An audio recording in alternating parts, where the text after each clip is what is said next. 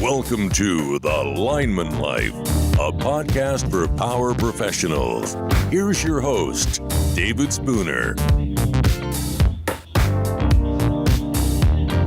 Welcome to another episode of The Lineman Life, the podcast for power professionals. This podcast is for linemen about linemen. Today we're going to talk about the types of linemen. So in my mind, there's two types. You got your professional lineman and you got your regular lineman. So if I were to ask you, are you a professional lineman? How would you answer? I'm pretty sure you'd say yes, but are all linemen really professionals? Many linemen need to up their game. There's been a few times in my career when I needed to up my game and improve my professionalism. So during that time when I needed to up my game, I learned a few things from other people about how to improve. So I want to share that with you today. So the definition of professional is a person who's prepared for work or extended study. Now I think the key word here is prepared. Are you always prepared for your job? A professional is always prepared, no matter how routine, always takes time to do things right, and always helps others to be safe on the job. Not every lineman's a professional. Sometimes you get to the same old routine as a lineman. You don't always take preparation seriously. You don't do a proper tailboard. You don't cover properly when you're doing hot work. You make excuses why you don't need your PPE. I was talking to a friend of mine, and I was telling him that I'd been to a safety conference, and I heard a presentation where someone was talking about how we shouldn't be so picky if we have to do a crew inspection. Like small things like wheel chocks, doing a detailed tailboard, not using safety glasses and hard head every now and then. That's no big deal. That we should focus on the big things that cause injuries and accidents and not the little details. So my friend looked at me and said, David, the small things are always symptoms of the big things. It took a while for that statement to sink in. He continued on. Take a look at the training routine of Floyd Mayweather. He pays attention to the details, and he's the consummate professional, and he's got the results to prove it. So all the way home from talking to my friend, I was thinking about this. So as soon as I got home, I got on my computer and I Googled Mayweather's training routine. And I was shocked at how closely he pays attention to the details. Now, if you don't know who Floyd Mayweather is, he's a professional boxer. He's unbeaten, 44-0. And he always focuses on the smallest details of training. So this is kind of how his day goes, a training day goes. So every day he gets up, he takes a shower before he heads to the gym. And he drives a white Rolls Royce. And every day he has that white Rolls Royce cleaned completely inside and out. As soon as he gets to the gym, the first thing he does is he gets his head shaved by his personal barber. His barber then takes an ice bag and puts it on the back of his head. After that, he then takes another shower to warm up his body. I read where he doesn't like to shadow box. He just likes to warm up by taking a very warm shower. So he said it made his body, relaxes his body. And once he takes a shower, he's ready to spar. He's ready to fight. So when he comes out of the shower, there's a bench. And on this bench, there's 6 pairs of socks. There's 5 t-shirts. And there's 3 pairs of shorts. And there's also 8 pairs of boxing shoes on the floor. Now, Mayweather tries on everything. He goes to the socks. He goes to the shorts. He goes to the shirts. And he tries things on until everything feels completely perfect. It might not always be the first pair of socks he puts on. He keeps changing over and over again until he feels comfortable with everything he has on, and he feels like he's ready to train. When he walks out of that locker room dressed, he's got 16 pairs of gloves to choose from, and he does the same thing. He goes through every one to make sure that what he has on, he feels completely comfortable for that day. So Mayweather likes his business in order, from the simplest things to the biggest. You know, he takes pride in what he does, his professionalism, and the day-to-day things he does every day. You know, Mayweather says, "My attention to detail has everything to do with my success." So if Floyd Mayweather was on your crew, what do you think he would do? Do you think he'd blow off the tailboard, breeze through the truck inspections, forget to put on his hard hat and safety glasses? I'm pretty sure if he was a lineman, apprentice, helper, he would focus on the details every single day. Professional linemen, just like Floyd Mayweather, they look after their small details. Proper pre-job briefings. They make sure everyone has their proper PPE. They cover up properly when doing hot work. No shortcuts. They make sure their trucks are checked out properly every day. They always ground properly. The small details have everything to do with your success. So then there's the regular lineman who thinks, you know, it's okay to take shortcuts. The general foreman's not around. Let's go ahead and do it. There's no one watching. Oh, I'm backing up. I don't need a flag, man. I can do it by myself. It's no problem. They watch other people break safety rules, and they never say anything to them. You know, if there's a gray area, they use it to circumvent the rules just because they can. Well, that's not in the safety manual. You know, I thought we could do that. How many of you fly? I'm pretty sure you've seen the pilot walking around outside the plane, checking certain things. You know, he checks the landing wheels. He walks up, he looks at the wings. He looks at the flaps.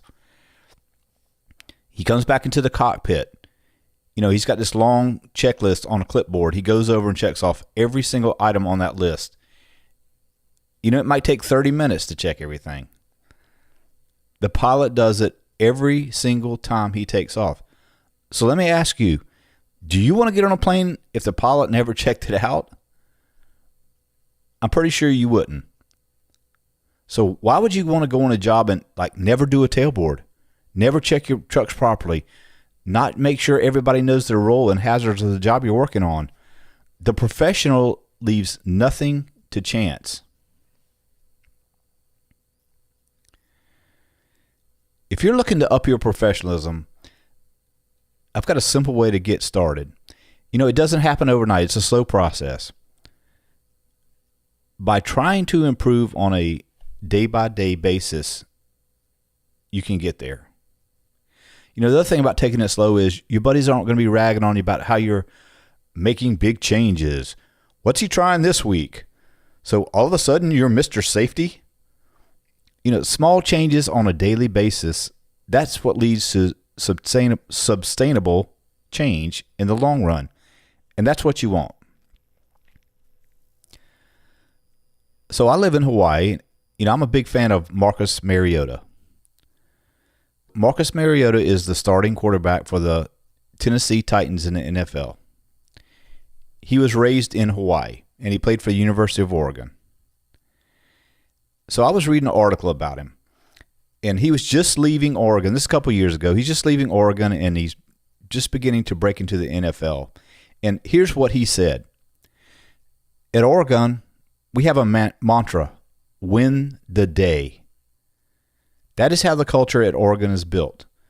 The foundation of that is finding ways to improve yourself, improve your standards on a daily basis. I think for me, it's continuing that. Continuing to build off that and keeping that as my foundation to get to the next level. win the day. So that's a great mantra for what we do as linemen. So here's how you can win the day. Pick one small thing each day and focus on doing it 100%. If today's the pre-job briefing, get everybody together, talk to them about their roles, have them repeat back how they intend to accomplish their task. Make sure you write down the hazards. Don't just blow through the checklist and write down the same bullshit hazards like hot lines, wear all PPE. You got to make it mean something, because it does. Be a professional. Pay attention to the details and write it down on the pre-job briefing. So the next day, you start from scratch and you're trying to win the day. So pick something new. Maybe proper PPE usage. Make sure you wear your PPE like you know you should. Professionals go for the above and beyond instead of I have to. Help other linemen to do the same. I used to have two different foremen. One would yell out, "Get your hard hat on, Spooner." The other one would say, "Spooner, you need your hard hat on. Where is it? I'll get it for you." Now, which foreman do you think had more impact on me? The next day, win the day. Make sure you continue with what you did the first 2 days. If you get busy and you can't add anything for this day, it's okay. Just keep moving forward. The road to being a professional, it's got curves. It's not a straight, it's not always just straight away. But this is the process, and this is how you win the day. It's not about making big changes overnight. That's never going to work. It's doing the small things, focusing on the details every day. You try to do your best on a daily basis. Don't worry about the performance tomorrow. Only the performance and safety for this day. That's all you have to worry about if you want to improve your professionalism. If you continue this, the next thing you know, you're a professional lineman. So whether it's boxing, football, flying, or doing line work, there's professionals in every field. But if you're a lineman, your profession is more important than Marcus Mariota or Floyd Mayweather. Because if you aren't professional in your job, someone can die. Boxers and football players, they get hurt, but they usually don't die. You win the day by making sure everyone goes home at the end of the day to their families. You don't have to be a regular lineman. Things don't happen overnight, but you have to start somewhere. So if I were to ask you, are you a professional lineman? What would be your answer?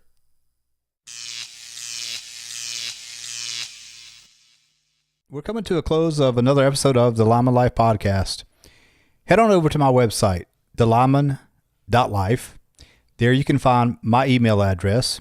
So if you want to send me a message, if you like the show or you have any questions for me, head on over there, get my email address and shoot me an email.